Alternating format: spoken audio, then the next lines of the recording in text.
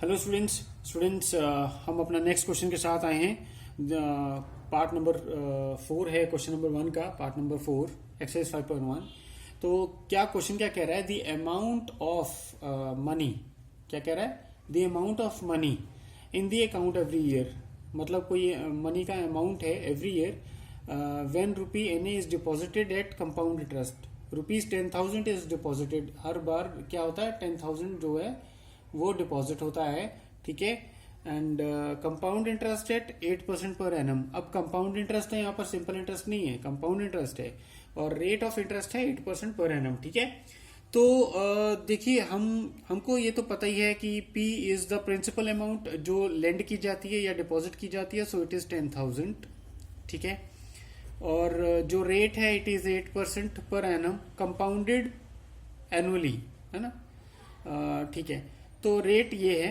अब फॉर्मूला क्या है? फॉर्मूला हमारे पास कंपाउंड इंटरेस्ट क्या होता है? आई प्लस आर अपॉन 100, ठीक है। अब अमाउंट क्या है? अमाउंट होगी P I plus R upon 100, ठीक है। तो इसी का जो है वो करना है हमने। ओके, तो ये फॉर्मूला आप समझ गए होंगे, ठीक है। Principal into I plus R upon 100, ये फॉर्मूला है कंपाउंड इंटरेस्ट निकालने का, और फिर प्रिंसिपल से मतलब कितनी अमाउंट बन जाएगी उसका फॉर्मूला है। तो अब जैसे ये बोल रहे हैं कि यहाँ पर देखिए लिमिट कोई नहीं है कि कितने ईयर्स तक वो डिपॉजिट होता रहता है, ठीक है। यानी वो डिपॉजिट होता ही रहता है, it is infinity, right, infinite number of years. तो इसका जो फॉर्मूला है वो हमको पता चल गया। अब इसको हम क्या करेंगे? सीक्वेंस में लेके आएंगे, ठीक है। तो सीक्वेंस में क्या है?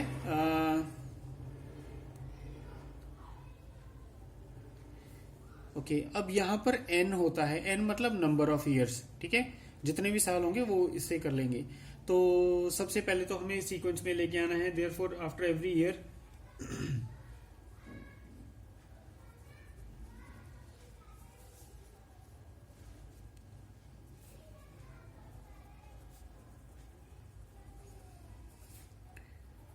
our मनी विल बी, क्या हो जाएगी? अब देखिए यहाँ पर जो फर्स्ट टाइम है उसमें 10,000 और 1 प्लस, यहाँ ये फॉर्मूले के अकॉर्डिंगली 8% है, तो इट इज 8 अपॉन 100, ठीक है।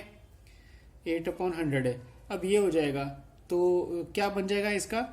मतलब 10,000 इंटू ये 100 एंड 108, 108 अपॉन 100, ठीक है। ये बन जाएगा, ये एवरी ईयर का ये हो जाएगा। यहाँ पर नंबर ऑफ ईयर्स आ जाएंगे। नंबर ऑफ ईयर्स मतलब पहले साल 1 होगा, सेकेंड ईयर में 2 हो जाएगा, 3 हो जाएगा, ऐसे।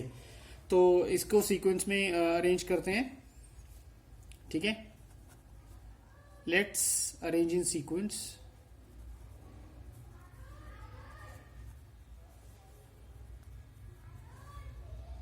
तो ये हो जाएगा 10,000 108 अपॉन 100, ये फर्स्ट है, ठीक है। अब सेकंड क्या होगी? 10,000 108 अपॉन 100 स्क्वायर। फिर थर्ड ईयर क्या होगी? 108 अपॉन 100, ये हो जाएगी, ठीक है। फिर फोर्थ ईयर क्या हो जाएगा? 108 अपॉन 100 फोर्थ ईयर हो जाएगा। ऐसे ये कंटिन्यू रहेगा, ठीक है। There is no limit for this, तो ऐसे चलता रहेगा। तो हम यहां पर कह सकते हैं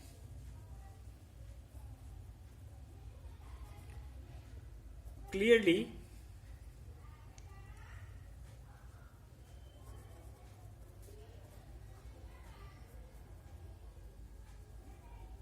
the following terms of the series do not have the same difference.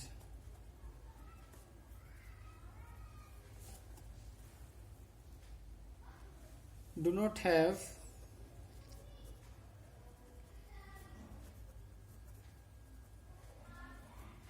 अब इनका सेम डिफरेंस नहीं है, ठीक है, क्योंकि अलग अलग है। देखो इसका 1 है। हमने पहले किया था कि यहाँ पर मैं आपको रफ में करके दिखा देता हूँ। एपी की क्या होती है? ये कंडीशन होती है, a plus 2d, a plus 3 D ऐसे ऐसे, ठीक है। तो एपी ऐसे फॉर्म होती है। अब ये यहां पर क्या होता है, डिफरेंस का स्क्वायर और क्यूब नहीं हो रहा है, डबल और ट्रिपल हो रहा है, डबल, ठीक है, multiplied by 2 and multiplied by 3 हो रहा है, ठीक है। लेकिन यहां पर क्या हो रहा है, स्क्वायर क्यूब फिर आगे आगे बढ़ते जा रहा है, जो इनकी पावर है वो बढ़ती जा रही है।